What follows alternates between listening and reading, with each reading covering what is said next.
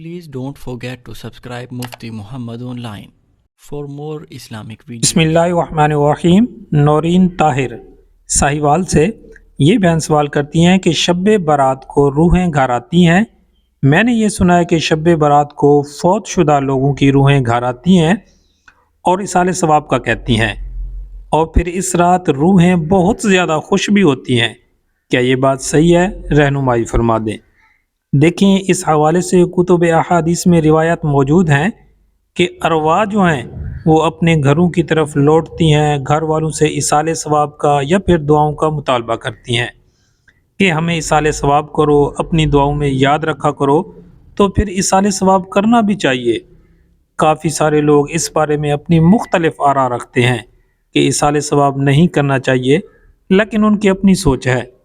मगर इसाले सवाब के हवाले से हजूर करीम सल्लल्लाहु अलैहि वसल्लम की बेशुमार अहादीस मुबारका मौजूद हैं। अब इसाले सवाब का मतलब ये नहीं है कि आप 10 देगे पका कर ही अपने मरहूमीन को इसाले सवाब करो, ऐसा नहीं है।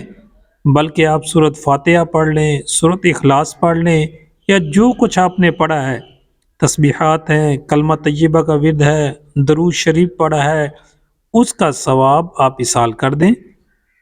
या फिर आप किसी की मदद कर रहे हैं अल्लाह की रज़ा की खातिर, उसका सवाब भी आप इसाल कर सकते हैं।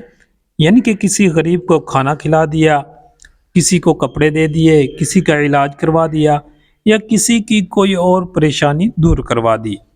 अब ये बिल्कुल भी ज़रूरी नहीं है कि आप इसाले सवाब के लिए बहुत बड़ा एहतमाम करें या शब बारात की रात आप बड़ा एहतमाम करें, बल्कि इसका मकसद ये है कि आप अपने मरहूमीन को दुआओं में याद रखें।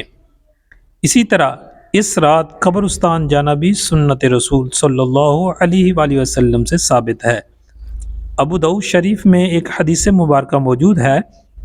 हज़रत अम्मी आयशा सिद्दीक़ा रज़ियल्लाहु ताला अन्हा फरमाती हैं कि मैंने देखा कि आप करीम सल्लल्लाहु अलैहि वसल्लम जन्नतुल बकी में तशरीफ़ फरमा थे और दुआएं मांग रहे थे। तो ये निस्फ शाबान यानी 15वीं शाबान की रात थी। मुझे आते देखकर रसूलुल्लाह सल्लल्लाहु अलैहि वसल्लम ने फरमाया, ऐ आयशा, ये वो बाबरकत रात है जिस रात में अल्लाह रब्बुल आलमीन बनु कल्ब के कबीले की बकरियों के बालों से भी ज़्यादा अपने गुनाहगार बंदू की बख्शिश फरमाता है।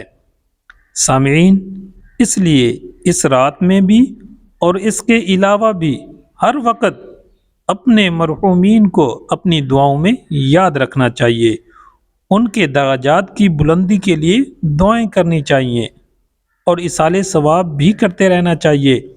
याद रखें, हमारे जो अजीज़ व अकारिब इस दुनिया से चले गए हैं, उनके लिए सबसे ज़्यादा अजीज़ ये है कि उनकी मग़फ़रत और बुलंदी दराजात के लिए अल्लाह के हुज़ूर इल्तिजा करते रहना चाहिए।